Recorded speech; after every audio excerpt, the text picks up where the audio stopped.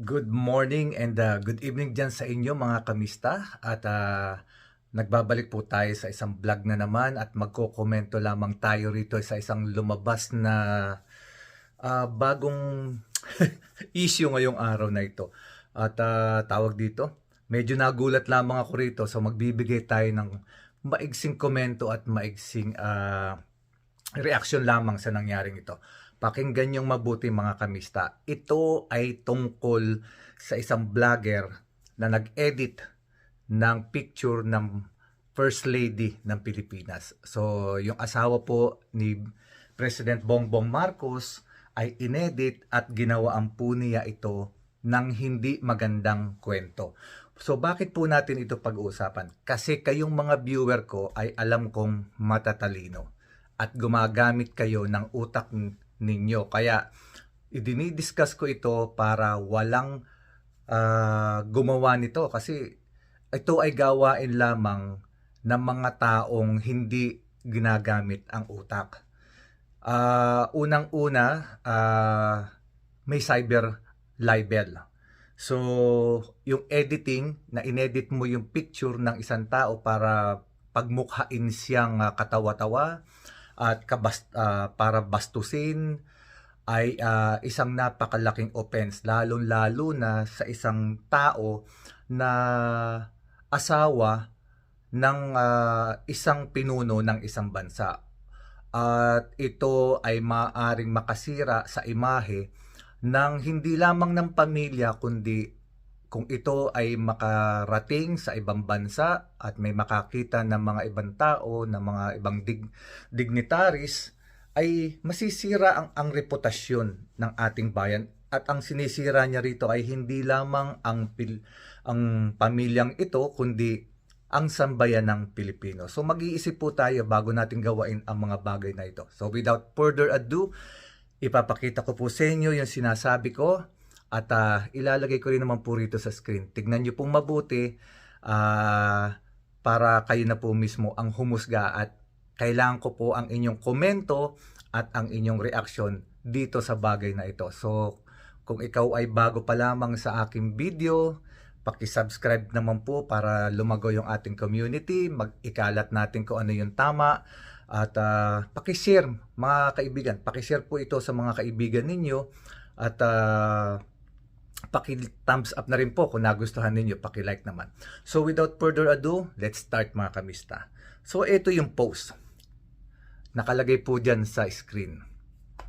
So makikita ninyo dyan, mayroong isang post sa Facebook na nakalagay po dyan ang larawan ng First Lady ng Pilipinas na si Liza Marcos. So ang nakalagay din po dyan sa kanya ay ikaw ang original na Piatos Queen. Gawa-gawa mo yan eh. You deserve this, Liza Tanas. 100 billion insertion. So siguro 100 billion peso insertion mo. Wow, malaking ano to. 100 billion pesos daw po ang insertion ni Liza Marcos. Tanong ko lang, congressman ba, senador itong si Liza Marcos? Saan mo ginamit daw? Mali pa spelling. Pera ng Pilipino yan. Okay. So, nakikita nyo rin po na mayroon pong picture. At ito pong picture na ito ay edited. At binansagan niya po at nilagyan niya ng title itong picture ng First Lady na isang sugar mommy. So, this is a very, very serious accusation on the part ng nag-a-accuse at ito ay hindi maganda sa mga inaakusahan. At the same time, ang First Lady ay asawa ng may pinakamataas na katungkulan sa gobyerno. Okay. Sunod dyan po mga kamista, kung makikita ninyo, ang pangalan po nung nag-upload ay si Sarah Dizon. Sarah Dizon daw po ang pangalan niya. Pero ang ginagamit niyang profile picture ay makikita naman po ninyo ay profile picture po ni Vice President Sara Duterte. So this is a very alarming kasi kung ikaw na tao ay gumagamit ka ng tawag dito ng ibang pangalan or ng ibang profile, very malicious na po kaagad yung mga ganong bagay. So nagtatago ka sa fictitious name at hindi mo sariling larawan. Po pwede rin siya makasuhan dito ni Vice President Duterte, Sara Duterte, kasi sa paggamit ng kanyang larawan sa paninira sa Vice President. So ituloy natin mga kamista. So meron din ditong inilagay ako dyan, ito. Yan, tignan nyo pong mabuti. So nakalagay po dyan yung profile niya. Nakalagay po dyan is Sara Dizon nga po yung pangalan niya. At may profile picture po nung kanyang ni Vice President Duterte. At doon po sa background ay makikita naman po ninyo na parang si Pulong po yata yung naka-blue na t-shirt sa may, at saka yung kanyang pamilya siguro yan, yung anak, doon sa tabi ng Christmas tree. So this is a recently lang yung mga picture na ito. Ang hindi ko lang itong mga taong ganitong gumagawa ng ganitong bagay, hindi ko maisip, talaga hindi ko maarok kung ano yung talaga nasa utak nila or sa, yung mga naiisip ng mga taong ito. Kasi tignan nyo po yung kanyang nakalagay dito, "To God be the glory." How can you say to God be the glory kung ang ginagawa mong sa iyong mga post ay mga bagay na paninira sa iyong kapwa? Set aside natin halimbawa, huwag na yung First Lady. Isang ordinaryong tao na lamang ang kanyang gawaan ng ganito. This is a very serious crime. Very serious crime po ito mga kamista. At alam ko, kayong mga kayong mga viewer ko ay alam kong may mga utak. Dahil tayo, ang inilalaban lamang natin at ang pinag-uusapan natin at binibigyan ng komento dito sa ating vlog ay yung mga tama. Hindi tayo nagbibigay ng false information. Tayo ay bumabase doon sa mga impormasyon na nakakalap natin na may possibility at hindi naman natin sinasabi kaagad na 100%. We have to fact check. Pero itong directly nasisiraan mo ang isang tao with by editing pictures para lumabas na kahiya-hiya at i-shame mo siya sa social media is a very serious matter sa mga kamista. So alam nyo, sa itong ginawa ng babaeng ito, may kalalagyan siya dito. And sooner or later, mababalitaan din natin, pagdating ng mga ilang araw, ay lalabas ito sa Facebook o sa TV, binabalita na nakaposas at malamang ay humihingi na rin ng tawad at umiiyak.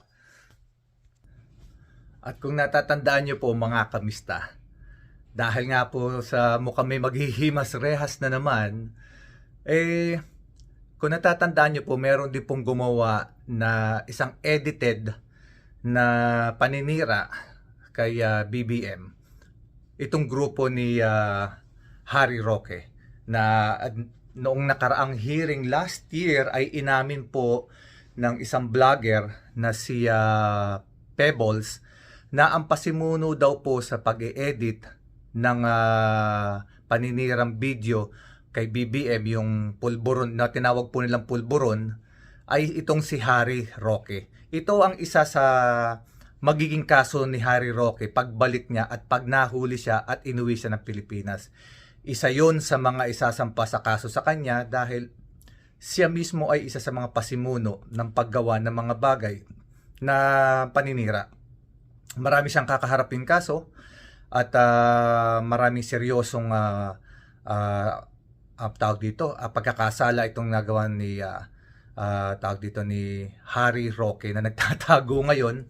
At itong kung tawagin nga ng isang vlogger si Binibining Harry Binibining Harry, maraming kakaharapin na kaso yan, lalo na po yung kanyang pinakamaseryosong kaso na land grabbing, falsification of public documents, yung pagiging isa sa mga promotor ng mga Pogo Hub dyan sa Pampanga. Marami siyang kakaharapin, marami siyang kaso na mabibigat na haharapin. At ito nga pong isang babaeng ito na nakita ninyo, may kakaharapin din ito na isang panaginip bangungot sa kanya kasi hindi siyempre ito papalampasin ng kahit sino. Lalo na siyempre sa asawa ng isang nanunungkulan na mataas na opisyal sa isang bansa. So I hope mga kamista, kayong mga nakikinig sa akin, wag po ninyong gagawain yan kahit na may galit kayo sa mga tao na inyong kinaiinisan. Wag po ninyong gagawin yan kasi yung i-edit ninyo yung picture, ilalabas ninyo yung picture niya na inedit na para palabasin na kahiya-hiya, para i-shame yung tao at gagawaan nyo ng malisyosong kwento, ay hindi po maganda iyon.